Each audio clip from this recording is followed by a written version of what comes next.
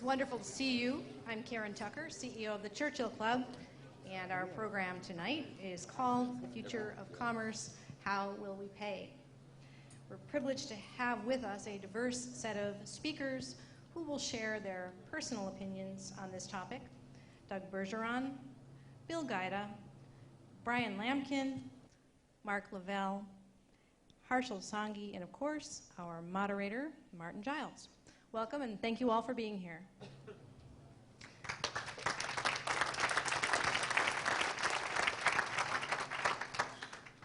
Not only do we have a distinguished panel, but we also have an amazing audience, really a who's who of experts and deep thinkers in this topic area. We appreciate your presence and hope that you will participate in the Q&A. And I also want to thank our host and sponsor. Qualcomm is a San Diego-based company, and it was interesting to learn today that they actually have 1,700 employees here in the Bay Area, which is quite substantial, more than even, say, Electronic Arts has locally. And people here are really cool, especially Greg LeBeau, who personally made this event possible. So please help me thank Qualcomm.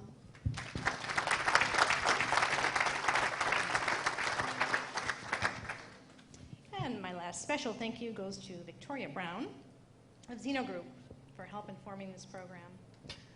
Our next event is Wednesday, March 21st, as we present the CEO of Shell, Royal Dutch Shell, Peter Voser, in conversation with Forbes publisher Rich Karlgaard, and they will discuss one of the most important topics on our agenda this year, which is the future of energy, its trends, implications, and opportunities.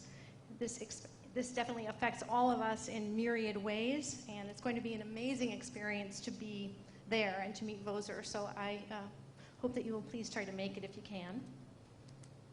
For those of you who are a little less familiar with us, Churchill Club is a not-for-profit organization with the mission to encourage economic growth and societal benefit. If you would like to get involved in our efforts, there are plenty of ways to do so. So please check it out at churchillclub.org. And my last announcement, if you are tweeting, please use hashtag Churchill Club, and you will find other Twitter codes in the printed program. Our moderator, Martin Giles, has worked all over the world for The Economist, not only as correspondent, but also on the commercial side to help grow the business. One of his many accomplishments for The Economist Group, he created a magazine that was directed at chief financial officers, which quickly surpassed 70,000 subscribers in large companies across the European Union. And for this, it won a Royal Award for Export Achievement, which was, in fact, presented by Her Majesty Queen Elizabeth II herself. As if being such an accomplished journalist isn't enough, rumor has it that Martin also dances a mean foxtrot. Ooh, who told you that? Please give our warmest welcome to Martin Giles. Not my wife. Thank you, Karen. I am the Silicon Valley correspondent of The Economist, but I also used to be the newspaper's finance editor. So I have a really keen interest in the nexus of technology and money. And so I leapt at the opportunity to chair this panel. Karen, thank you very much for the invitation. One of the ironies of technology, it seems to me, is that it's actually easier to pay for, say, a taxi in Nairobi these days using your phone than it actually is to pay for a taxi in San Francisco if you can find one. And I think that's a reflection of the fact that conventional banking systems in Africa are pretty poor, and therefore you've had this sort of leapfrogging of technology that have taken place in places like Kenya. In Europe, where I come from, there are a lot of experiments taking place with fascinating new ways to pay, though you may have noticed that we Europeans have a slight challenge with a thing called the euro. I've suggested we should drop that name and rename it the loonie, along with Canada, because that's a pretty accurate description of the politics that goes on around the single currency in Europe. Here in America, we're still wedded to our plastic and to our Benjamins, but there are plenty of signs that changes are afoot. The multi-trillion-dollar question is, where are we heading next? And who's going to be determining how we pay, where we pay, in commerce in future. And to discuss that fascinating subject, I'm delighted to have a great group of panelists here with me. To my immediate left is Doug Bergeron, who's the CEO of VeriFone, whose secure electronic payment systems are used by all kinds of companies, from retailers to healthcare providers and petroleum firms. Doug's also sorting out taxis for me, so thanks very much for that, Doug. I appreciate your new system for that. Bill Gajda is the head of mobile product at Visa, who's immediately to Doug's left, which I'm sure you're all familiar with. Bill oversees the firm's mobile product and commercial strategies and activities. To Bill's left is Bryan Lamkin, who's the boss of Clover. It's a venture-backed firm that's developing a one-tap mobile payment system for mobile e-commerce. Bryan was previously at Yahoo, where he was SVP of the company's consumer products division, and he was also at Adobe, so he's had a deep background in Silicon Valley. To Bryan's left is Mark Lavelle, who is VP of Strategy and Business Development at PayPal, which he joined in 2008 when it acquired Bill Me Later, where he was part of the senior management team. And before that, he was in banking at First USA and Bank One, and remarkably managed to get out before it all went pear-shaped. Congratulations, Mark. That was brilliant timing. Let me know when you leave next one, right? And then finally is Harshul Sanghi, who is managing partner of American Express Ventures, and it's the Enterprise Growth Group in there. Is that correct, Harshul? Yes. As responsible for broadening and strengthening AMEX's existing online and mobile products through partnerships with tech and venture firms. And prior to that, he worked at Motorola, so he knows the telecoms world pretty well as well. So we have a good spread of people on this panel. I thought I'd also use this event to do an impromptu pop quiz. See if you can spot the titles in my questions that have anything to do with money as we go through the session. You'll have ABBA, Springsteen, Steve Miller Band, Dire Straits, and Rush. So it's an unusual event. I'm from The Economist. We do unusual things, but I will make it very, very subtle. You will find it very hard to notice these questions. So we're going to start. Let's talk about money, money, money. It's always sunny in a payments world, isn't it, gentlemen? What are the big trends in commerce that are driving innovation in the field of payments? And where do we think we're going to see real change over the next 5 years? Bryan, would you like to kick that off? Take a stab at what are the big trends that... Absolutely. Why Clover and why now? Because what have you seen that's happening? Sure. Yeah, I think that we're focused on a couple of trends that frankly laid the groundwork for the success of PayPal back at the end of the last decade, and that's the shift of commerce to online commerce. There's a lot of focus right now on local commerce and NFC and what's going to happen with the POS. The reality is that every year a higher percentage of commerce actually is shifting online. That, coupled with the fact that we're seeing traffic move pretty dramatically. Okay. I'll try to yell. Is that good? Oh, it's feedback on me. Maybe if I put that lower, is that better? Me. No, it's me. Okay. Sorry. Higher. Okay. Thank you. I can do it without the mic too. So, Some other mic. so you look at that overall trend. We saw 18% growth over the past year moving to e-commerce, and then you're seeing all of the traffic that shift into mobile and to tablets, smartphone and tablets. 10 to 15% now. That'll be 50% by the time we wake up, 4 or 5 years down the road. The transactions haven't followed, right? If you back out folks like Apple and Amazon, less than 2% of the transactions are actually happening on mobile devices. So clearly there's a lot of friction in the system. And our goal with Clover is actually to deal with a lot of that friction, remove that friction, and make it possible to do convenient payments and to drive revenue growth on mobile. Got it. Bill, do you want to? Yeah, I think building on that trend, I think he's right. We're seeing a few things, I think, at Visa that probably all the panelists share. I think one of them is that the electronification of commerce, as almost any other industry mobile is touched, is moving to mobile. We've seen data, entertainment, gaming, enterprise applications. There's an inevitability for commerce to move to mobile. But it's happening in different markets in different ways. In markets like the United States, where we're seeing ever-increasing smartphone penetration, it's really going to be about rich applications. It will be about e-commerce moving to the mobile device. It will be about tapping and paying using NFC. at the point of sale.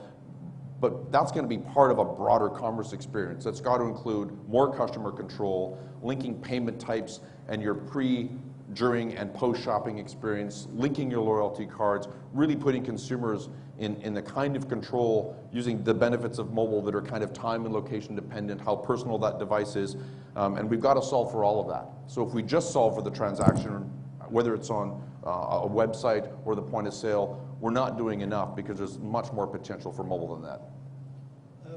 Online, though, right? So a lot of people are still doing stuff online. They're not doing it on their mobile. A little bit online, but a little bit. 7 billion, I think. $7 billion worth. You guys are still focused on that, right? Well, we do $4 billion of business on mobile today, and we'll do over $7 billion this year, and just last year it was only 700 million. So the curve is literally through the roof. But I think there's a lot going on in innovation around payments, but the broader spectrum is payments sort of follows commerce. And the things that are going on in retail and the things that are going on between buying and selling, I think is what is going to drive a lot of where we as payment innovators find opportunities to serve our customers.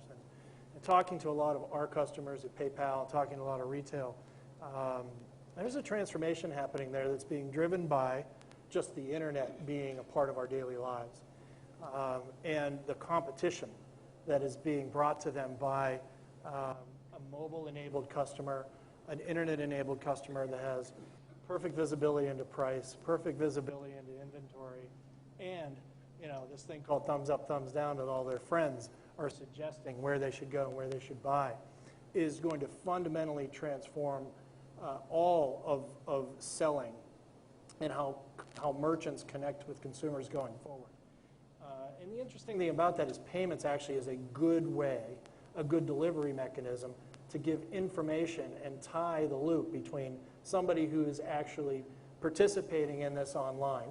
And we always think of online as somewhere off on our laptops in our kitchen and our desk. Really what we're doing is walking into the store. We're walking into our daily lives. We're sitting in our car, deciding when we're going to engage in our next commerce activity.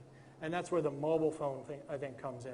Because unless retail, unless sellers are realizing that their buyers or potential buyers are engaged in information and discovery constantly, and how much that is influencing where they're going to go and what they're going to buy, they're not going to be successful in this new trend. So I think as we think of payment innovation, we think of the pressures that retailers are under, and that is following that where buyers have perfect information, are always on, always internet enabled, is where the future will lead us. Doug, you have some insights into what retailers are doing and where they're thinking of taking their business models. How do you see the changing retail commercial landscape? Well, I think it's more than just mobile. Obviously, we're a big player in mobile, but I think it's better said that it's about convergence of mobile. I think you're going to have to speak up just a little bit. It's about the convergence of mobile and physical point of sale. There's about $70 trillion in worldwide GDP. About 70% of GDP is consumer spending, so 50 trillion. About half of it around the world is cash, and about half of it is plastic. Obviously more than half here and much less than half in Asia. But you get about $25 trillion a year of electronic payments. We're processing about half of them. It's about $12 trillion a year. Last year, mobile, or online payments, I should say, which mobile is a subset of, moved from 7% of consumer transactions to 8%, 8.5%. So we think this is a huge trend, but it can't be successful on its own. It has to be successful in convergence with how people are still buying stuff around the world. Can I just make sure everyone's hearing okay at the back? Yeah, okay. Can we see if we can do... Yeah, maybe that's the way. Is there a technologist? Yeah, I shouldn't be the technology correspondent without... Maybe we can just turn the refrigerators off and that would help. I think it's the fridges. Yeah. Oh, Okay. We'll try and make sure that we project our voices a little more. And that's why I want to move to Harshul, because I'm sure you can project really well, Harshul. Sure I can. I'll do that. So, I don't know if you can hear me back there, but we'll try anyway. That's not me. This help? Was that on? It's not even on. Oh, that's okay, good. there you go. That's good. I'll hold it up here. That's all right. So I think we've, in terms of what your question was, what are the couple trends that we are seeing, as the future of commerce? I'd point out two specific ones. One is, it's the convergence of online, mobile, and offline. When you go in, when was the last time you guys bought a car on your phone? I don't think any one of you have bought it on your phone. Yeah, potentially you've done a lot of discovery when you looked at your car for, online. Hey, which car do I like? Where can I get a good price? What should the blue book value be? What's the dealer invoice price? What are all of those things? You probably did it on, oh, that's much better. Bad side is there's no drinks for anybody for the rest of the evening. Drinks for her. There's a pub Away from the chocolate milk. Thank you. Wonderful. I think the point is that, we're using all of these different tools in different parts of the world, by the way, in differing ways.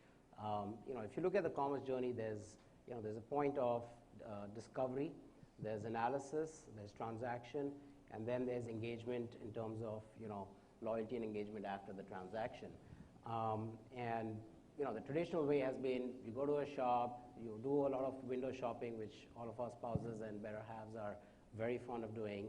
You do some trial and error, do some negotiating over there at the store, and then you end up, finding a deal, finding the best price, you negotiate it, and you transact, and you come home. We're doing different parts of that, online, mobile, and even in person. I think last Christmas, a lot of us used the Amazon Price Check app when we're standing, inside Best Buy and saying, hey, what's the price, what's the best deal, right? So now all of a sudden you moved analysis, and discovery to offline, but then we order it online at Amazon probably, right? So things are moving, and then we've done the vice versa as well. So that's kind of one thing where I think as that trend continues, what consumers really want is give me the best, experience wherever I am and when it makes sense for me. Got it. The other big trend that I see is, that we see is really the convergence of, there's a social graph, and there's a lot of knowledge that's being gained in the social graph. I'm telling the world about, where I am, what I'm doing. I'm leaving a lot of breadcrumbs all over the place. I'm here today, I just tweeted about it, right? And then, of course, there's a lot of transaction history that, people know about me, and it's that mix of, both that will come together that will actually drive the future to provide, a differentiated experience. And the combination of that data, I think that's going to, be a trend that will create a seamless sort of experience for us. Just a couple of points to amplify there. People actually do transactions on mobile. We had somebody buy a $45,000 diamond ring on mobile on eBay a while ago, and we sell a huge amount of automobiles. So the trust factor of buying on a mobile phone, on devices, is increasing. And the other thing I think, Harshul, you brought up is the experience of buying in a store, but not from the store. And that is a very major trend that I think retailers and all sellers and all merchants have to realize, that we sit in front of retailers all the time and say, we're preparing for a world when in 3 to 5 years, most of the sellable SKUs in your store will actually be shippable same day, that afternoon. It won't be an overnight or 3 days. You'll be able to look at it, buy it. It will be in your apartment by that evening. And that fundamentally is going to change the way retailers have to think about people coming in with information. You have to have the ability to serve up an offer and the ability to buy your item while they're in their store the way they want to buy it. And so retailers who are getting this are realizing that mobile commerce and full functioning mobile applications are a way that they can actually attach that buyer, know that they're walking into the store, and be able to have them walk out with their product or have their product shipped from their warehouse instead of one of their competitors. Because the biggest issue they have is that they don't know who their customers are. And the online sellers and the mobile sellers know but who the customer is, what their buying patterns are. But to the physical retailer, it's anonymous. And that's where mobile can help them. We'll get Bill and Doug. Yeah. But I think mobile can help that both in an online and an offline way. So when we take a look at NFC as an example, which I think we're finally starting to see take off after some false starts over the past 5 years. Whoa. I didn't think you were wrong. Voice of God. You are. The voice of NFC. Exactly right. The voice of Visa. Yeah. has spoken. NFC interference. Yeah. So while Radio. while we're seeing it take off, one of the things we are seeing take off in addition, to the rollout of devices and acceptance devices, et cetera, is innovation around NFC. The ability to have an NFC reader when someone enters a store, so those merchants, you can register, so merchants do understand when you enter the store as opposed to only understanding you're there as you leave. There's apps being developed that are tied to social networking, as you mentioned, where you can walk into a restaurant, tap your device, and it loads your Facebook page to say you're at that restaurant. When you leave, you tap it 1 to 5 times, and it rates the restaurant and updates your Facebook page.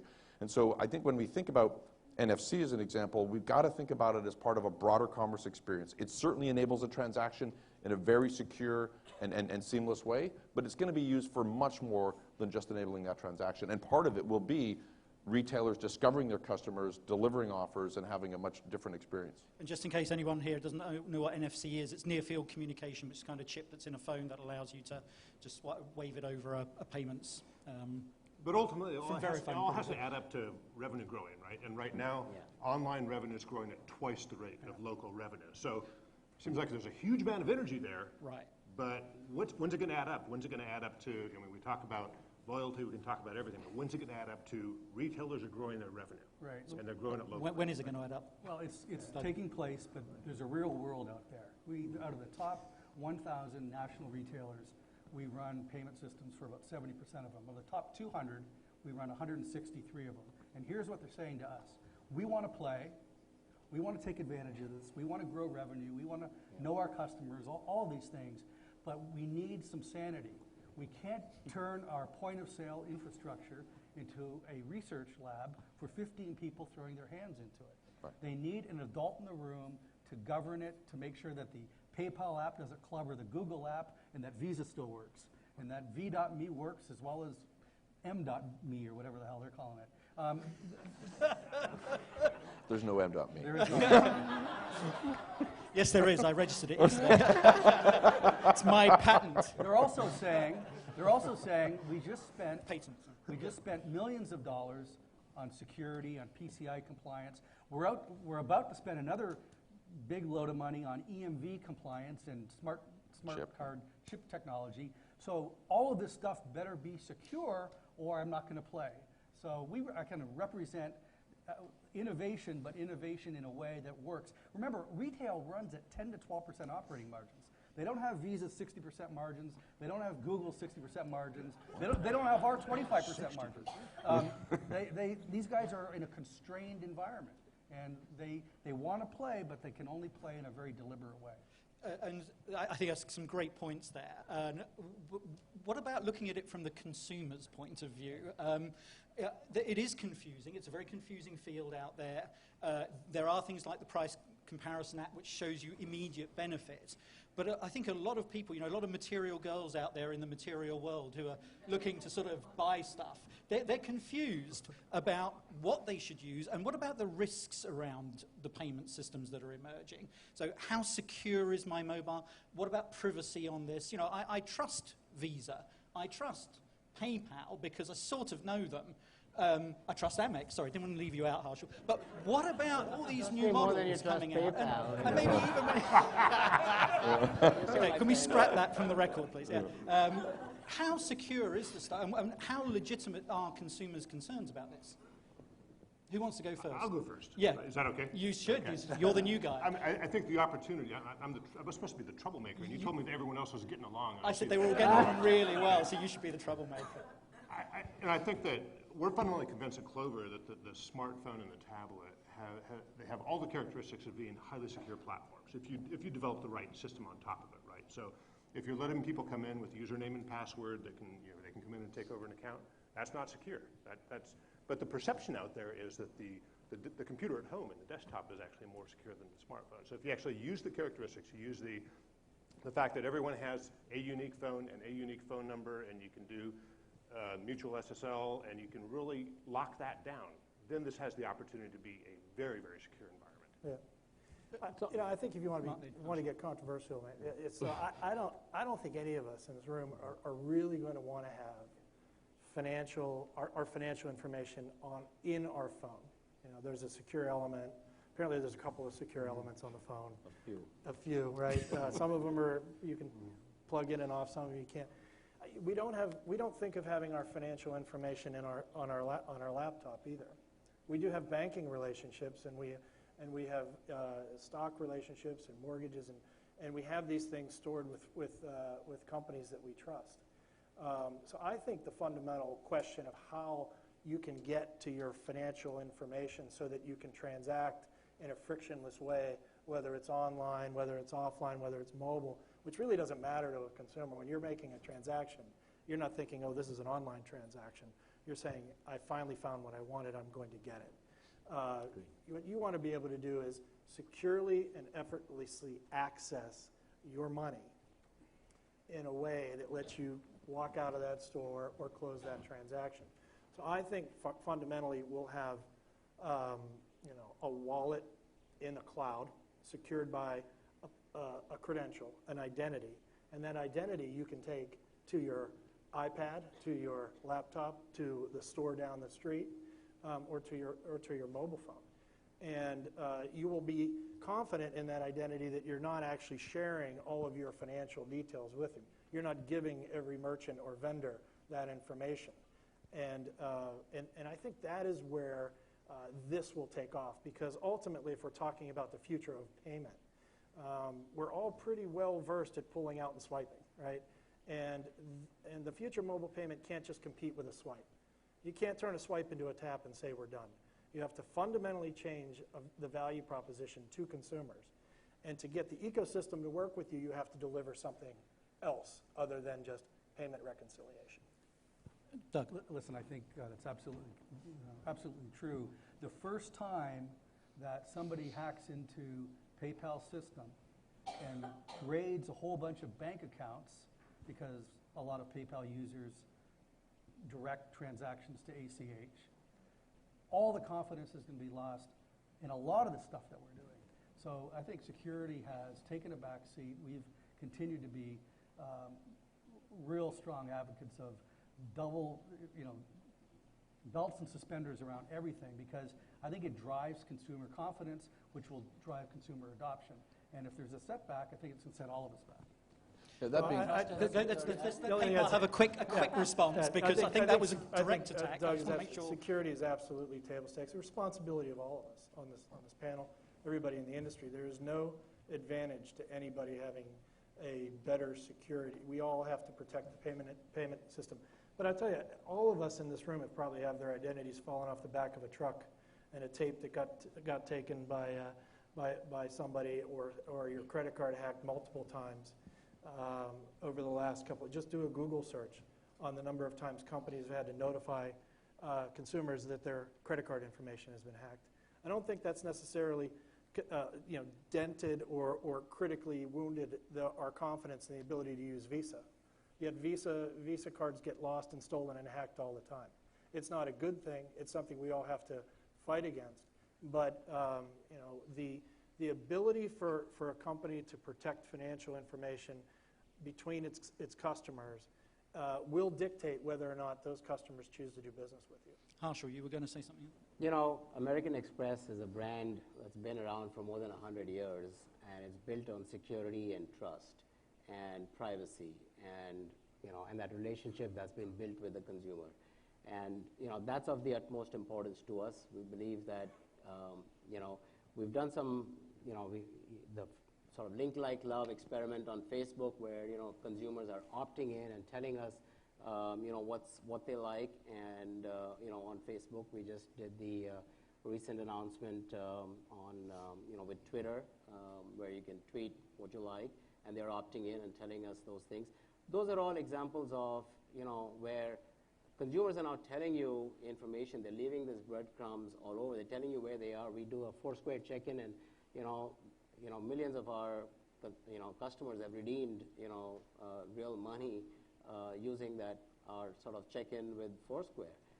However, it's on an opt-in basis, Right. and we still protect that information and trust, and that's very key. Got it. But however, you can use the combination of what they're publishing, what's out there on Facebook, what's out there on all of these in the public knowledge that I'm self-publishing, and combine that with the transaction history and the knowledge that I already have about you to offer a much richer experience to you. And I think that's really where we'll head to.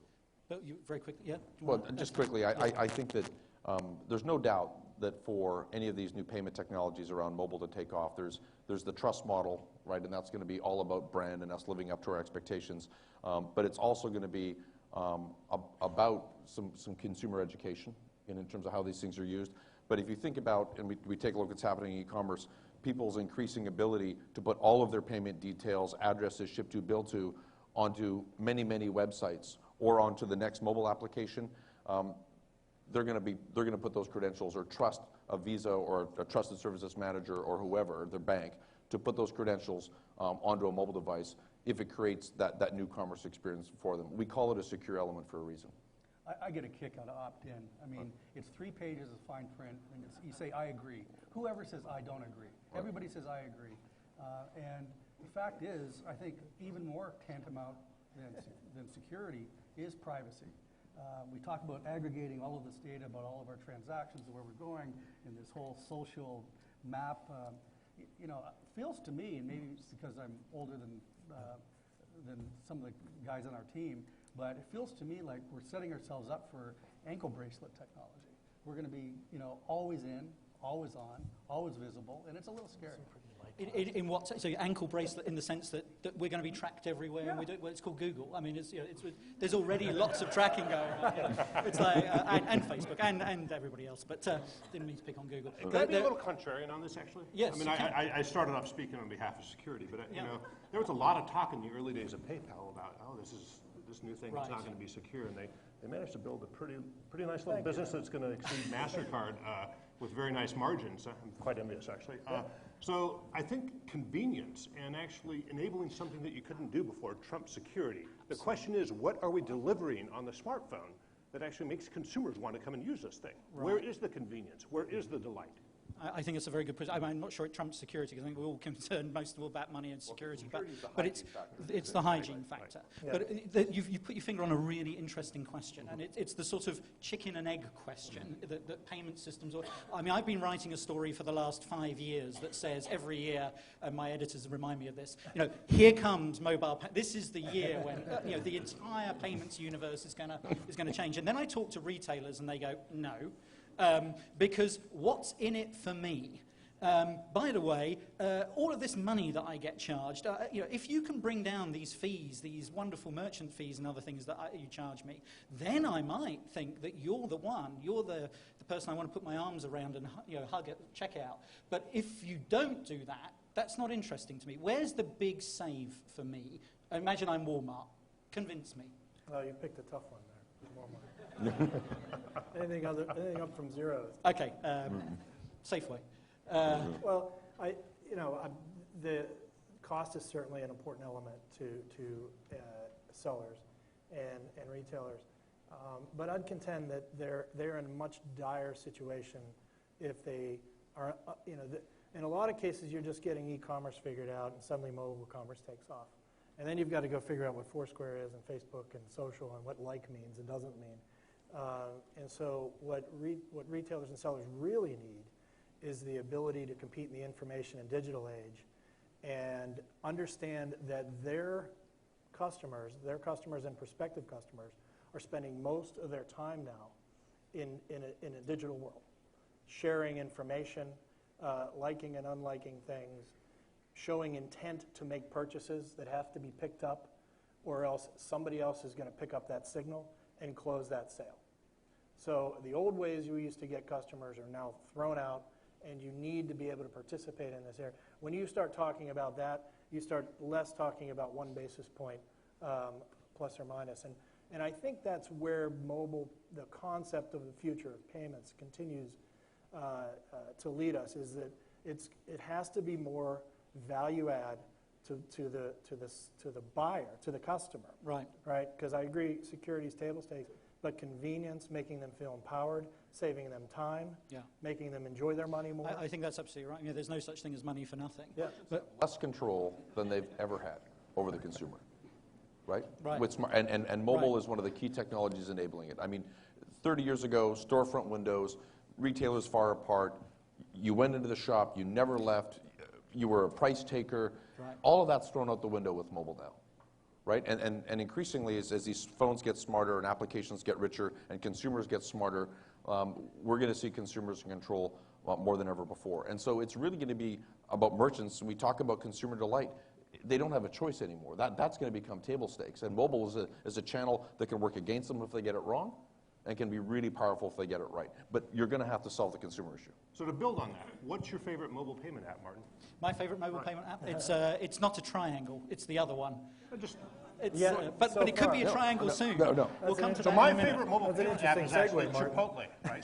Chipotle. I 'cause thought you were can say sit at Starbucks. No, I can sit at my desk, I can fill out my order, and I can save 15 minutes, because when I get there and I don't have to stand in line, I go up and I pick up my order. So Right. it's the integration of that level Right. of facility in the application, and Yes. it's not just about payments, it's about taking time out of the whole process, right?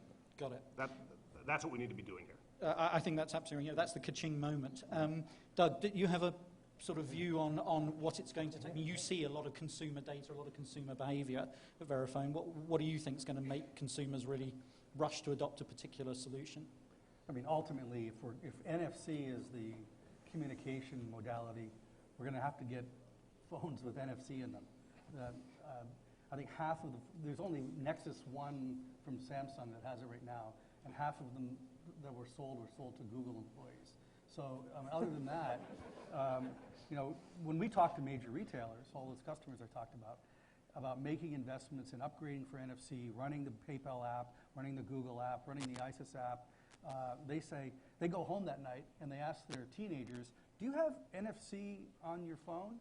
And no, and then they call their friends and nobody has it. So I think the chicken and the egg thing is real important, but I think if the handset makers get NFC on the phones, as they promise, largely by the end of next year, then the natural kind of life cycle of a smartphone, which is about 18 months, suggests that by sometime in late 2013, we could have a tipping point where consumers can talk to the point of sale. Then retailers should be motivated to enjoy some of the value creation that these guys have talked about. But That's good. So late 13, I get you to talk to my editor, and he'll actually let me write the story I again. asked my teenagers about NFC, and they just say NFW. Okay, moving on swiftly. Sorry. There are a lot of players in this field, some of whom are on this panel with me. And when I look at it, it's extremely sort of busy and confusing. There are phone companies and banks and credit card companies and startups like Clover. There are the traditional card players. There's PayPal. There's VeriFone plays a big role in this. And then there's Google, which we weren't picking on Google, so that's a positive for Google. All credit to them for trying with the wallet. There's Square, there's Facebook with Facebook credits. I mean, is that going to become a payments mechanism? It's just really confusing. Yeah. Who is going to get the big money in this? Well, first of all, thank goodness, right? I mean, payments is critically important to the economy. It's critically important to all of our lives. And I personally have been in the business for over 15 years. I just don't think there's been enough innovation in payments, and it's actually wonderful to see all of the energy going into enabling new commerce experiences with new payment experiences. Because at the end of the day, I mean, when credit cards was invented, it invented a whole new era of consumerism and invented a whole new era of retail. And I think we're in an inflection point now where what we're talking about here on the stage is going to create a whole new era of commerce, retail, and inflection point for consumerism. And probably more I importantly, think we just lost you. Did we just lose you?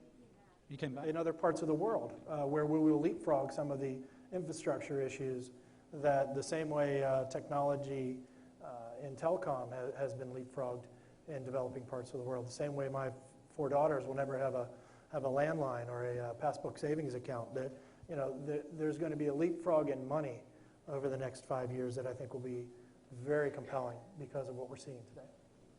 We'll build in I think this, it's a great time to be in commerce. It's a great time to be in payments because there's a lot of the innovation that's taking place. However, at the end of the day, I mean, guys, let's be realistic. If you talk about credit, if you talk about moving your cash globally, in a ubiquitous manner with a consistent user experience, there are only 3.5 networks in the world that do that. All right. I think 2 of them are on this table. A lot of the money that our Mark here moves and makes is on our rails. I mean, we're bigger online. I think we moved over $100 billion online last year. So I think you're going to have you have to have a ubiquitous experience globally. I think you have to we talk about mobile phones, but we're in Silicon Valley. It's a different country here, guys.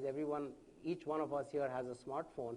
But, when we go to China, you go to India, you go to Africa, even in Europe, not everybody has a smartphone. You can't really have all of these things that we're talking about, show your phone and pay with it. However, we've got a dumbed-down piece of plastic, but guess what? It works every single part of the world, every single time, right? So I think it's an evolution. It's not a revolution. I think we'll get there. I think it'll be different in different parts of the world. And certainly agree with you, Mark, about the leapfrog. I think we announced a partnership in China where you are leapfrogging, going straight from cash to online and mobile, but at point of sale and offline. So it's different in different geographies. Bill, you want to? Yeah, well, I think I'll give you these points. That I think the rails are going to be important, and the ecosystem that's been created, I think, is the foundation for the discussion we're having. But the innovation we're seeing on the edges of those rails, that is really exciting. And whether it's what you guys announced today, or Square, or iZettle, or what Intuit are doing, bringing whole new categories of merchants into the ecosystem and electronify payments, that's convenient for them, and they're realizing as they make that transition that the cost of cash isn't free, that cash is expensive, and the opportunity cost is really expensive. But we're also very active in emerging markets where the vast majority of people are unbanked, have never made an electronic payment. And for them, it's not convenience. It's going to change GDP, right? It's social transformation. And so, you made the point when you started that in markets like Kenya, Sub-Saharan Africa, Southeast Asia, we're watching these leapfrog technologies, and that's going to continue. I mean, it's transformative in those markets. It's interesting in this market. Yeah. It's transformative in those markets. But money changes everything. But I think you've got retailers. I mean, here what we're talking about isn't really about who owns the customer and who owns the data at the end of the day. And, there was a report in the Wall Street Journal recently that said that retailers around America have looked at all these new emerging systems and said, actually, you know what, we don't like any of it. We should have our own, because guess what? We'd like to have that data. I mean, they didn't say that, but that's the underlying, isn't it? I mean, isn't this a battle for who owns the data, who owns the customer? Well, fortunately, we already own the data. Yeah. And you're not going to give it away. And customers trust us with it. That's the good news. But you're right, it is about the data, and it's not about just owning the data. So what if you own the data? It's what you do with it, right? What are the insights that you're able to glean with it, and what is the experience you're able to bring? What is the benefit you're bringing the consumer or the merchant, with that data, right? And that's what it's about. I mean, today there's lots of brands of credit cards. There's lots of brands of loyalty cards. I mean, a credit card is a wallet as well today. We have a cloud-based wallet as well. But it's really about, what are the insights that you're gleaning from all of that data? I mean, everybody can own data. The retailer does own a lot of data today as well, by the way, but it's what they're doing with it, right? And they're using it for different pieces. It's the combination of all of this structured and unstructured data, and when we can bring that together in a better mashup and a better value proposition for the customer, I think that's the brand, that's the, that's who's going to win. And it's not a zero-sum game, by the way. I was just going to. That's the other piece. Right? Doug, how do you see this from retailers' perspective, and you deal with them a lot. And Yeah, I mean, the big retailers, the top 1,000, they're not stupid. They know that they've got a real asset there in terms of their data, and they're not just going to hand it over to Google and go play with it. I mean, they want to somehow monetize it, drive some of the value that they're talking about. And then there's small retailers whose data in an atomic sense is meaningless, but if aggregated at an SKU level, by the way, most of the card networks claim to have data, but they really have transaction data. They know where you were and what store you went and what purchase amount you made, but they don't really what you bought. They can make some inferences about what you bought. The real holy grail on data is SKU, and if you could know what people bought, when, where, at a per item level, get that aggregated in real time. Then when you're checking out of a retailer, you can be getting an offer from a guy that if you bought boots, you can be getting an offer from the guy next door that's selling belts, telling you to drop in. We're still a long way from that, but I think that's the goal. Anybody else want to add anything to that? No? Okay, good. We've talked a bit about abroad and lessons from abroad, but can we explore that a little bit more? I mean, is there a sort of game plan somewhere, a master sort of strategy that you can see that's been applied in another market? I mean, are there lessons from places like Japan or from Korea or from Europe elsewhere that might apply and help sort of map out how things are going to evolve here? Or is America unique and special, which I think it is, obviously, but I don't know how it looks from I think we need to watch what's going to happen in Singapore. They're basically going to turn on NFC nationally for Singapore, about 6 million people, overnight in June because they can. And it's a highly developed market, high smartphone penetration. They're going to be trying point of sale plus all these value-added features. So I think we're going to be able to watch Singapore in the latter half of this year. I think markets like Canada, close by, and Australia are probably a bit farther ahead. I think we're watching Japan switch out from Filica, their private system, to NFC and start to drive some cross-border stuff with Korea that we're watching very closely. And so I think that the U.S. is going to be able to watch some interesting experiments across different markets and different use cases. We won't lead, right, because there's a whole ecosystem that needs to be solved here, right, with a lot of complexity. But we'll be fast followers, and I think that we'll watch what happens in some markets over the next 12 months. Right. Harsh? Yeah, I think, it's, when we think of the U.S., we think of it, very homogeneous. We think it's one country. Just telling you an example of, go to New York and you tell the cab driver, where are you coming from? And he says, well, 6 hours west is San Francisco, but 6 hours east is Frankfurt in a different country, right? So I don't think it's sort of homogeneous. I mean, I think you have, even in this country, a lot of the unbanked, underbanked. In this country, we're launching products like prepaid cards that address that, and that's a wallet that you can even withdraw cash at the ATM. We've done that reloadable card at Target. That's an example of that. But then and then you have the other demographic of the millennials who are online and mobile, and I think they're leading the charge, and they're probably very similar to so-called sort of millennials or teenagers in China or in India, for example. They're all using smartphones. Whereas you have, other people who don't have a bank account in cash economies in India and China. So you've got these different experiences, and I think there's a lot of learnings to be had across these, but in different segments, different pockets, different demographics. Right. And certainly, that's how we look at the world. We look at it, on a global basis and capture those learnings and products that we can, mix and match across the globe. It's a world of opportunity for innovation. I traveled in Tokyo, a sophisticated city like Tokyo. I'm amazed how much time you need cash. They don't take credit cards. It's just mind-boggling. You go to the UK, a place like London, I'm amazed at how long I have to wait for the chip and pin to process my card. It's like time stands still, like we've gone back in time. We like queuing, we like queuing. It's national pastime. And then you go study the middle class in India, the upper class, and you realize they have multiple bank accounts, and they're moving money from things all the time. It's just fascinating. So each area represents Very fascinating payment innovation opportunity. I mean, I think Singapore will be really interesting because it will be the first time, but that's has a rather unusual form of government, which I know some presidential candidates here in the United States might quite like to institute. But and probably just got us banned again by making that statement. But I do think it is interesting when you look at how fast Africa and M-Pesa, that experience has moved, and it's interesting because I think for America, I mean, the Federal Reserve just came out with a report that said actually phone banking could bring into the financial system millions of Americans who are currently excluded from it. And if that happens, as it's happening in Africa, that will be massive for this country as well. So it's some interesting things to follow. And what's interesting is the cost of commerce for the people that are unbanked is much higher than the cost of commerce for the people that are fully banked. Yes. The guy that's making $20 a week in rural India somehow has to get that money back to his family, and he works 3 days away by mass transit or by buses from his family. The average friction between the times that somebody gets mugged or the times that the money gets lost or the amount of money they have to pay these people that carry money for them works out to be 15 or 20%. I mean, that's just on a moral basis, that's not really right. Money's too tight to mention in places like that. It really is. Okay, now we're going on to our last question. No. Thank you. At least somebody got that. Looking into your crystal balls, let's look a little bit further ahead. A bit further. Let's look along. Let's say 2020. Okay, or maybe 2050. Now let's look really far out. We've actually just produced a book that's the world in 2050, looking at exactly what the economy, global economy might look like then. So I'd love to know, what do you think payments is going to look like?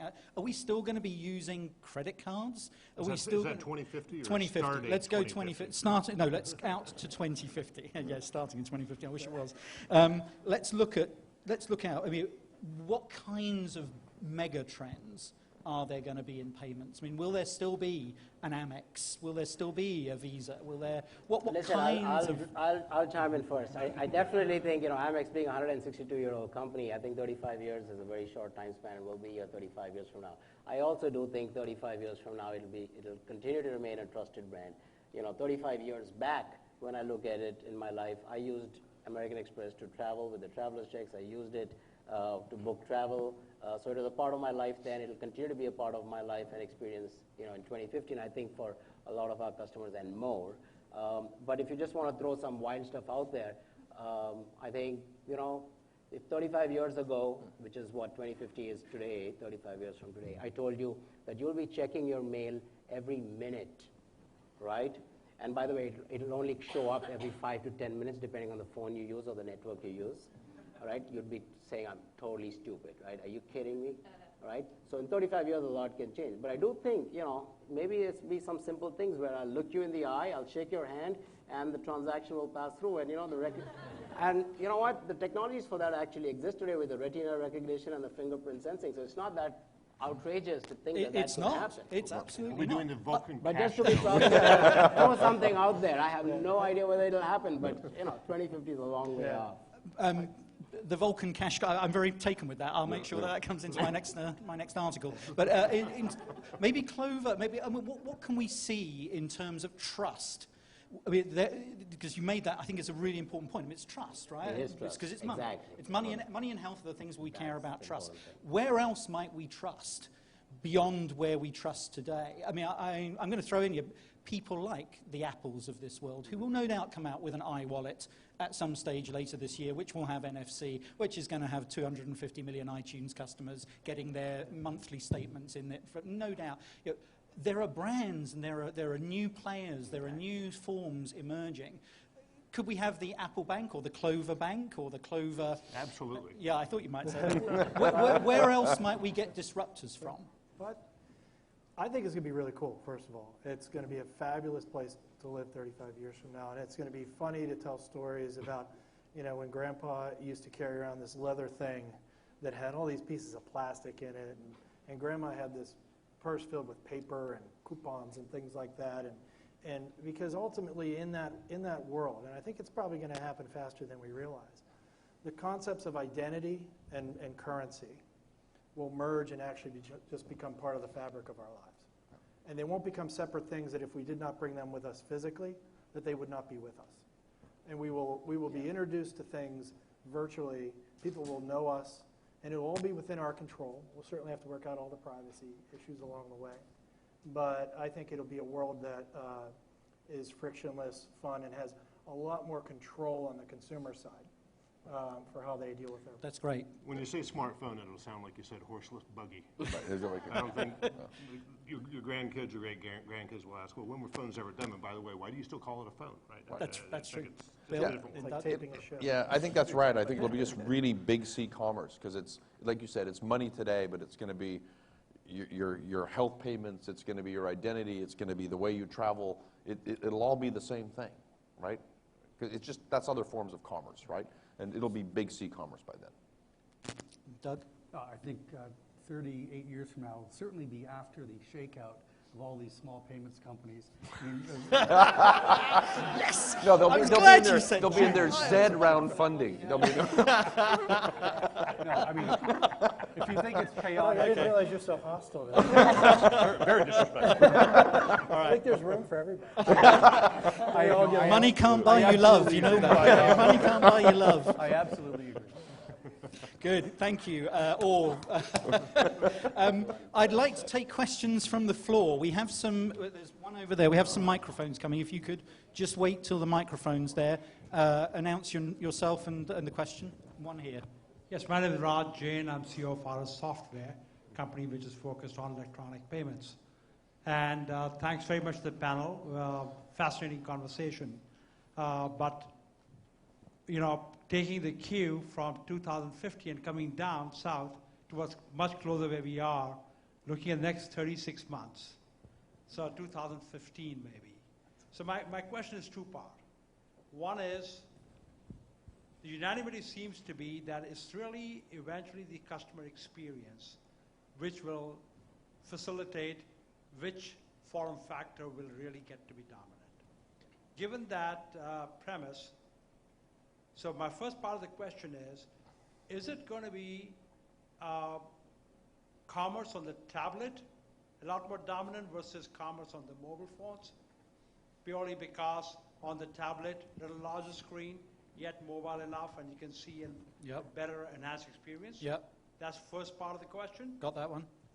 Second part of the question is it going to be a platform on the smart card that the EMV gets adopted in the US as well, and therefore cards remaining to be dominant versus commerce on tablet or smartphones? So tablet, smartphones, card, smart card. All of the above. All of the above, says AMEX. Doug? Dominant. I think all of the above is the right answer. Yeah. With respect to smart cards, the whole world, ex the U.S., Sub-Saharan Africa, and rural India has already either adopted EMV or is in the process of adopting EMV. Visa last September and MasterCard earlier this month not only got behind it, but already put deadlines of, coincidentally, 2015, which there'll be a ladder of liability reductions for retailers that adopt it. So there's no question that chip technology is coming to America. We see, I won't make this an advertisement either, but we see a phenomenal growth of our business around tablets. What we're seeing is large retailers, the Gap, for instance, feels, and I think Mark alluded to this earlier, feel in one respect totally disadvantaged to the Amazons of the world with respect to logistics. So they want to be able to go to a consumer in the aisle and say, listen, you came in to spend $800 on a size, not the Gap, Jimmy Choo, you came in to spend $800 on a size 8 red ladies pump. I've got that model, that style that you want in blue, try it on, check that size 8 works, but the red one that you really want, I can get it shipped to your home today. Kaboom, press it in the aisle. And therefore they can leverage the customer experience that in a way that Amazon can't, because they've got that customer in their reach. They can sell them other things in a way that it's harder for Amazon. Amazon obviously can do some of that. And they can take advantage of consolidated distribution mechanisms like Amazon can. So we see tablets playing a huge role in retail. and for the retailers and obviously for the consumer as The well. only thing I'd add to that is I wouldn't count out the big screen. Remember the internet was supposed to kill television? I'm predicting in the time period you're talking about, we're going to be buying a lot more things in the 10-foot experience than we are today. There'll be a revolution there. Yeah, I just want to, he kind of made the point, but we talk about the customer experience, and it will absolutely drive, I think, kind of what's successful and not successful, and I think all of the above is the right answer. But I want to make a plug for standards. I come from the mobile industry, and what we can't forget is there's a lot of innovation going on, but the growth of the ecosystem is going to count to some degree on standards and certainty. I was in the mobile industry when, in the United States, we had for many years the debate between GSM and CDMA, and it was a technology debate mostly. It was CDMA propagates better, it cell divides better in building. Office, by the way. Right, but it doesn't matter, right? GSM became dominant not because it was a better technology, but because it was a global standard with more innovators around it, more producers, more devices, right? More distribution, a global ecosystem. We don't even talk about CDMA anymore. And so you have to, at some point, understand innovation is really important. If you're a merchant, if you're a customer, if you're a payment network, standards and certainty, dead ends don't work very long, right? Great, thank you. Next question, please. Yeah, Ellington Smith, Network Data Security, and I wanted to address a couple things. Actually, I'd like to challenge all of you because I think to some extent all of your companies are sandbagging on technology and also from a standards point of view. VeriFone in Bangladesh and Africa, the infrastructure can actually circumvent the need for point-of-sale terminal using point-to-point settlement with cell phone, using smart debit credit vouchers that also handle customer relationships and awards and gift cards. The other thing is with your certificate on cell phones for mobile commerce, the spyware is so sophisticated right now that it works the same for tablets as it does for cell phones, and you can monitor and duplicate the certificates. The other thing is I look at the near field contact as more of a gadget than a solver of a problem, because the real issue is to be able to conduct a powerful, smart voucher that is totally secure inside the cell phone, where each transaction is unique to its own. Thank you. So basically, you're irrelevant, and someone's going to take the money and run. How do we deal with this question? Because it's a good one. Thank you. Doug, do you want to go first? You're going to be cut out. I think you have to go back to basics. I think the way people check out is going to change, but there's an aggregation event, there's an accounting event, there's a customer experience event, and if I'm a retailer of any magnitude, I want to know what's going on in my store. And at the end of the day, if somebody comes to return something, I want to have a record of them coming out of that store.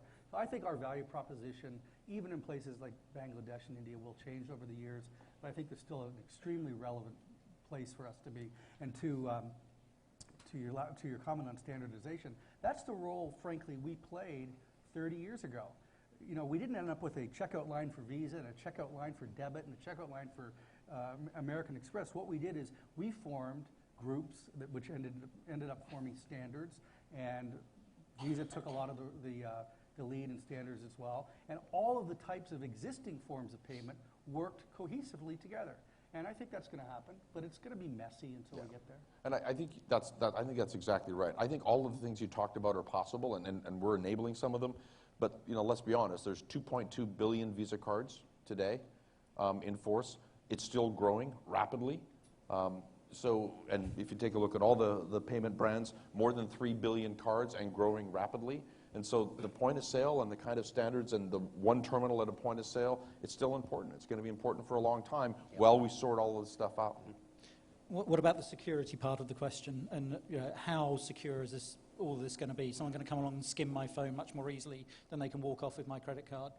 I mean, I think we're fundamentally convinced that phones are inherently more secure than computers, right? Absolutely. And if you build the right systems on top of them, you can have a very robust very convenient platform for payments that is highly secure. So I think that's right. you need to exploit them the right way. You need to take advantage of the right technologies to do so. And I guess if you lose them, which I do regularly, they can be remotely wiped and all that kind of thing. And I seem to remember, as the CIO of Starbucks said, the thing about phones is that people work out within 5 minutes if they've lost one, whereas the wallets, it usually takes on average like 40 minutes to an hour.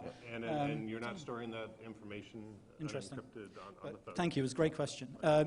Next question, please. Yeah, hi. My name is Murugesh Navar. I'm the CEO of a company called BuyFi. If you go to Boston Bruins, Boston Celtics games, or the New York Giants or the New York Jets game this fall, you'll be able to purchase concession and merchandise using a mobile phone. That's what we do. We also work with Jack in the Box. Now, those are all big retailers, right? We got that nailed. We started looking at the smaller retailers, not the top 1,000, the rest of the smaller ones. Who's the technology advisor? How is this all going to come together? Because the point-of-sale vendor is the closest technology advisor there is to them. It's just interested in your perspective on how do you bring all these small merchants on board? How do you educate them? How do you get them started? I'll take that. I mean, AMEX, we're a big proponent of small businesses. In fact, we were one of the co-founders of Small Business Saturday, which is 2 days after Thanksgiving. And, it was a huge success where, people did go and, transact locally at their local store. They redeemed a lot of money. They promoted a lot of business. And by the way, we've been a trusted advisor. We have millions of merchants worldwide who are our customers. And we're a trusted advisor to them. We help them with their business. We help them bring new customers to them.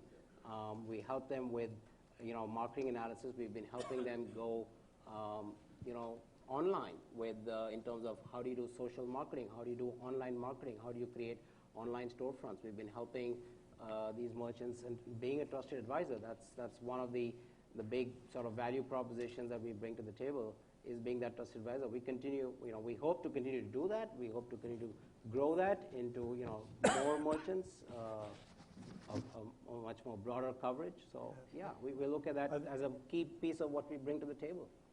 I think it's a huge issue. It's a huge issue for the American economy, the health of the small business.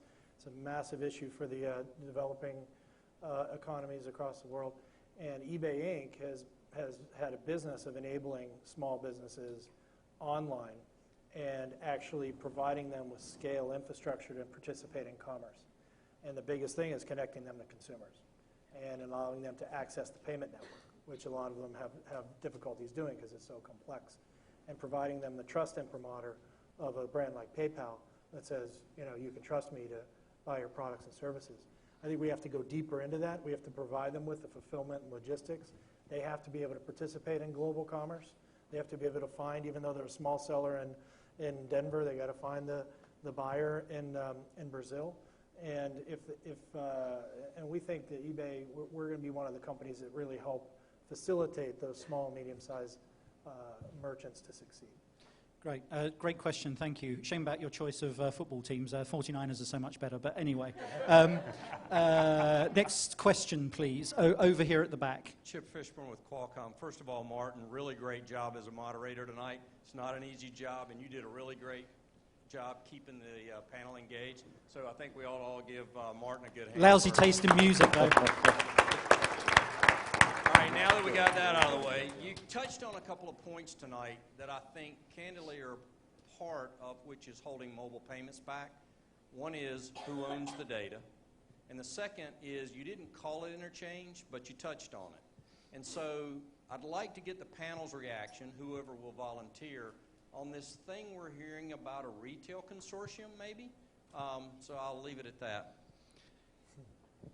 Doug, you know the retailers well, so what's going on with this retail consortium? Is it real? Listen, it's no dirty secret that big retail and companies like PayPal pay I was going to say shitload, but I won't say shitload. Pay a large amount. A large amount of money to the card networks. It's also not a fair comment when they don't ascribe value to that. Now, what is the fair value? I don't know. I think in the U.S. is paying higher interchange rates than the rest of the world. I think companies like Visa and American Express are busy evolving their business models because they can see 100 feet in front of them. They know that in the future, in an EMV world with with the government where the government is today, there'll be pressure on interchange, but I think they're going to do just fine. Retailers get a lot of benefit from electronic payments. People buy more things easily, and what's the fair price? I don't know, but it's. Yeah, and this is probably a very common misconception, but Visa helps set interchange for the payments industry. Most of that money goes to the banks, and there's an underlying reason why. It's because they take the risk on the credit, right? So we have to talk about the fair value about transacting that payment, and that's what Visa does, a payment network, and it's a few basis points on a transaction. Most of the money does go to the bank, and it's really tied to the financial institution that underlies the risk of providing you that financial instrument on the one hand, and enables that merchant to have a near frictionless payment on the other. And we're going to continue to talk about interchange and what's card present, card not present, card near present as these technologies emerge, and we'll solve it. But there's still a ton of value in providing these global payment networks, whether you're an issuer or a merchant. Next question, please. Thank you. It was a great question. Hi. Sorry. Here?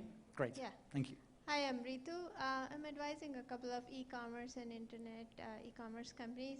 And my question is about, you mentioned that a lot of control is passing into the hands of the consumer going forward. As you see the emerging technologies that are emerging right now, retailers were squeezed previously, so now the retailers have a lifesaver in the form of mobile payments. So between retailers, Amazon, eBay, who do you see emerging as, do you see a resurgence of retailers? And if so, how does it make sense for them to be cautious? Because what other option do they have? In terms of, as you mentioned, the technologies available. So do they have an option but to adopt the new technologies going forward? And then the second part of the question was really about anonymous versus non-anonymous payments. Where do you see customer preferences lying going forward, like open loop versus closed loop?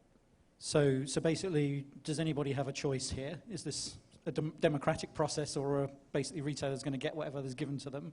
And secondly, can you be anonymous versus having to hand over all your data when you pay? Is there some kind of Bitcoin world?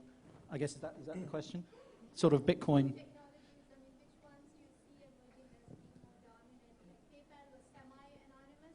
Okay. PayPal was semi-anonymous. There are other more anonymous. Obviously, with the credit card, you're stating your identity right there. Okay. Well, I think there's a lot of regulation in terms of KYC and all of that. So I think that's KYC. Just, know your customer. Know your customer. Good one. Just checking. I thought it might be a new payments mechanism. It's not a new chip. It's not a new chip. Okay. Good. Okay. Okay. I think the regulatory environment in different countries will shake that part out. I mean, yeah. I don't think that's okay. I think the part of your question about retail versus Amazon, I think if we all think we're going to be shopping at Amazon and Walmart next 10 years, that might not be a great world to live in. I think that retailers and merchants have a great opportunity to participate in new retail, in new commerce. They are going to have to do things differently. They're going to have to leverage their geographic footprint better, because they're not going to build distribution warehouses all over the world. They are going to have to leverage their technology at point of sale and their register better. They're going to have to use it to know who their customers are and to be able to greet them and to be able to have them leave with something and know when they have an intention to buy their product again. And they are going to have to participate and go out actively looking for customers where their customers are, which is no longer in Sunday offer circulars or classified ads or TV programs. They're going to be on social environments, on e-commerce environments, and on mobile phones. And I think eBay represents a partnership with retail against a world where they would otherwise not be able to make the capital and R&D investment to participate in the digital global commerce world. Okay, thank you. Where is my next question? Down over here. Yes, so Vibur Rastogi with Intel Capital. I guess a question for all the panelists. Can you perhaps speak to your platform strategy? So, for example, Visa has CyberSource, PayPal has X.com, VeriFone probably has a strategy around opening up the POS system for developers.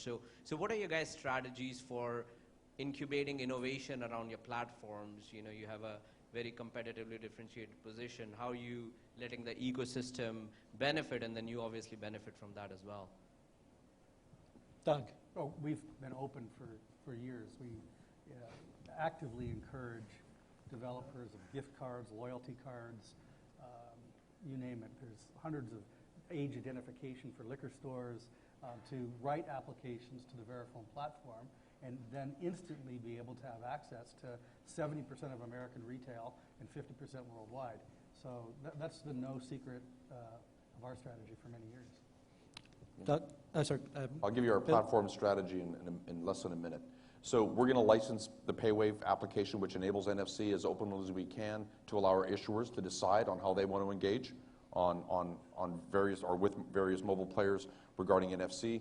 We bought Fundamo, which is an emerging market wallet provider, and we're going to be working with mobile operators who've launched closed-loop systems to provide open-loop connectivity to VisaNet and provide new transaction types and better services to the unbanked and emerging markets using that platform. We work with a company called Monetize to work in markets like India, where we have a lot of cards that aren't being used, that you can virtualize on a mobile device and make everyday transactions like top up your mobile phone, send peer-to-peer payments, pay utility bills, buy transit and theater tickets. And so we see it as kind of, there's really three platforms. There's one for markets like this. There's one for emerging markets. There's some what we call hybrid markets, and we're going to have basically an open platform that's going to drive the value of our network. PayPal? Might take a little longer, but we've got. I don't have a platform? We have Wait a minute here, Martin. I'm saving the best till last. Okay. Heaven's sake. Go ahead, please. We opened up our platform several years ago to developers. We have over 1 million developers now. We get something on order of 500 applications written to that platform every month, and it's escalating. We are seeing tremendous innovation, so much so that we opened it up to all commerce. So not only, it started as a payment platform, it now involves shopping carts, it involves invoicing, it involves tax, it involves fulfillment. We are doing cross-border applications with a hosted commerce solution in several parts of the world. Where are the biggest opportunities? I mean, if people out here are thinking of starting a company and they're looking at where should they go on your platform? I'd become an X.commerce certified developer, and you would get the most advanced tools and support. And maybe the biggest thing you get, not only advanced modern applications that are related to payment, but you get demand generation to one of the largest marketplaces in the world, right? eBay. Okay. And Harshul, you'll back them, right? You'll finance them. Sure. Well, we launched our cloud-based wallet called Serve last year, and if you look at what we've announced with Twitter, Facebook, and Foursquare, that all uses our Sync API that we have. So obviously, we're launching with a few select partners at this point, but over time, we have a developer outreach program that we're going to launch APIs that we will be able to, tap into our platform, which is we're unique in the sense that we've got the network, we're a card issuer as well as a merchant acquirer, so they'll be able to tap into it, drive innovation on top of it, and that's really why we're here. That's why we opened up an office here in Silicon Valley, is to tap into all of that innovation and be a part of it to lead that. And last but not least, the recently large fundraising sort of round from Clover. We're taking advantage of everything these guys are doing, but we're very focused on one thing, and that's commerce is moving online and it's moving to mobile, and we need to take the friction out of that. So we're delivering an application that is downloadable, and it serves as a gateway to both mobile web experiences and to application experiences, but it's generalized. It's like the performance of the Apple App Store, but it's generalized, and all merchants and developers can take advantage of it to deliver under 5-second checkout We have more downloads than American Express serve in 3 months, and so we're out of the gates quite hard. Harshul, I look forward to talking to you more about that. We haven't announced it, so I don't know how you know that, but never we can measure it. You heard it here first. Unless You'll be in The Economist next week, it's true. We're fundamentally convinced that when we wake up 5 years from now, about a quarter of commerce will be online. Right. A large part of that will be mobile. To answer the gentleman's question here, we think most of that will be on the smartphone. We think tablet is early out of the gates because people don't have to optimize their sites, right? When you optimize the experience for the consumer, when you deliver the delight and you let them check out at the speed of light, you're going to actually see commerce light up on the smartphone. That's Right. what Clover's about. Okay, thank you, guys. Next question. Time for 2 more. Yes, in the center. Hi, like George Riley, GFR Consulting Group. I'd like to thank all the panelists tonight. And I want to pick up on a theme about security and the network and the rails. And just full disclosure, I was part of the engineering team as a consultant that rolled out the mobile WAP browser mobile banking app at Bank of America. Actually, it was 5 years ago this month. And a lot of the folks at Bank of America and banking will tell you that was probably the start of the whole revolution with mobile. And we also rolled out the first downloadable iPhone app actually in November of '07 before there was an iTunes store. And before that, I was at Verizon Wireless. It's a CV. Right, I was at Verizon. Well, You're looking for a job. No, actually, what I'm doing is you can't throw one past me. No, it's valid credentials. I'm kind of snowproof, and so before I was at Verizon Wireless, where we worked on the local number portability. Which, remember, the cell phone companies at one time thought it was to your advantage not to be able to. I think I've seen your move LinkedIn profile. Probably. So the question, and talking about standards and the rails, seems to be there's a disconnect. The disconnect is there's a lot of jazzy stuff going on at the edges and things like that. But as you mentioned, security is only going to happen without the participation of the 800-pound elephants that are not in the room tonight, specifically AT&T and Verizon. And I can tell you, as somebody who spent 5 years in this business now, we've created an app for mobile devices which is more secure by a factor of X than your home computer. But we can't get it deployed or funding because the carriers are not going to pick up all of that inherent information which is in that tablet, that iPhone, and transport it across the network. So Mr. Visa, Mr. PayPal, Mr. Amex, I'm not really going to trust your network if today you can't tell me that connection that's coming to your website, you really don't have visibility as to whether did it start out on the cellular network and then get switched at their gateway to come in as a Wi-Fi thing. So until we get the carriers involved, that's going to be a problem. So the specific question is, are you guys banging the carriers over the head? Because remember, it's the regulated monopoly industry. You've got to bang them over the head, get them in the room and say, let's all work together on getting these standards updated so we can really then secure this network. And then this mobile thing will take off. So what are you guys doing with the carriers? Who wants to take that one?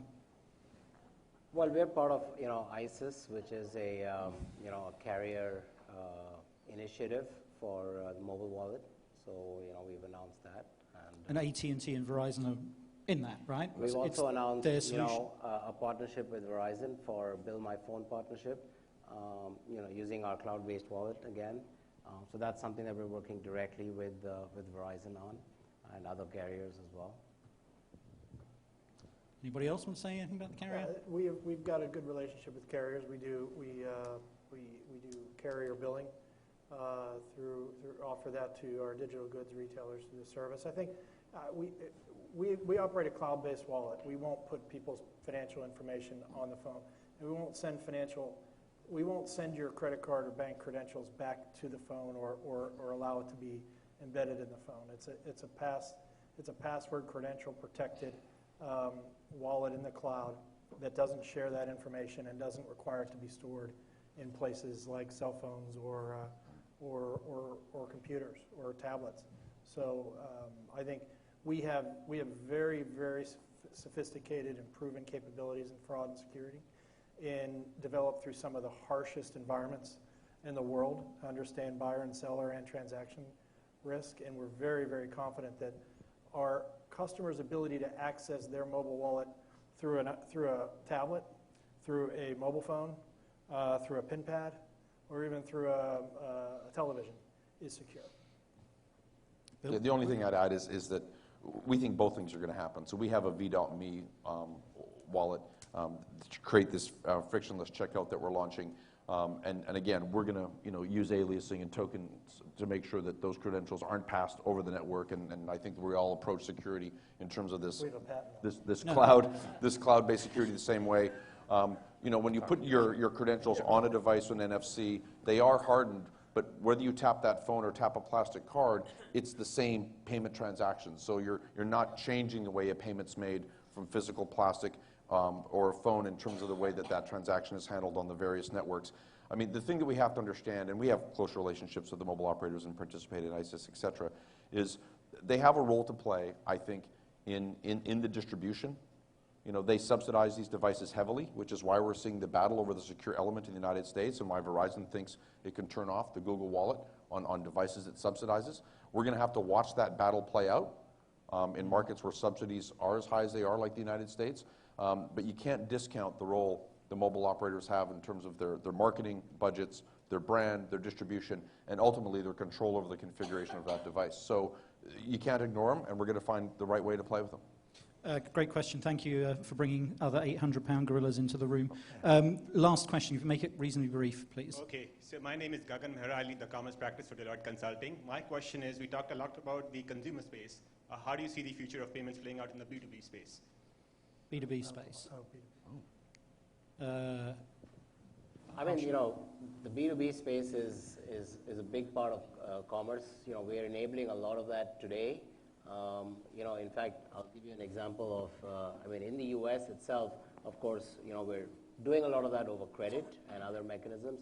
But if you look at, what we just announced in China, that's actually pretty unique, where a consumer comes into a point of sale with cash and then actually uses our cloud-based wallet, where the point of sale retailer goes online on the computer there in the store and actually does a B2B transaction for either booking travel, topping up mobile minutes, or any other purchasing movie tickets and the like.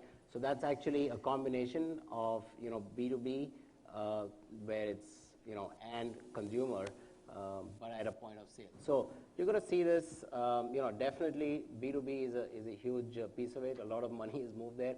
And there is a lot of friction, and there's a lot of opportunity there to grow and make it frictionless and monetize.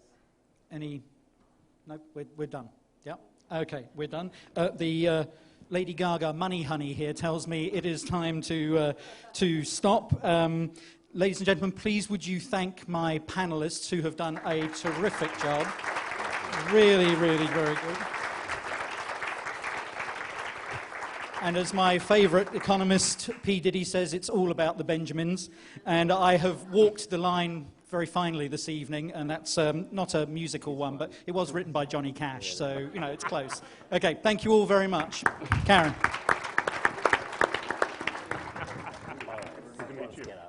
Now it comes the time, it's the ceremonial presentation of the T-shirt to thank our panelists tonight for their appearance. Thank you so much. Also want to thank Qualcomm, and you have been a wonderful audience. Thank you for coming, and good night.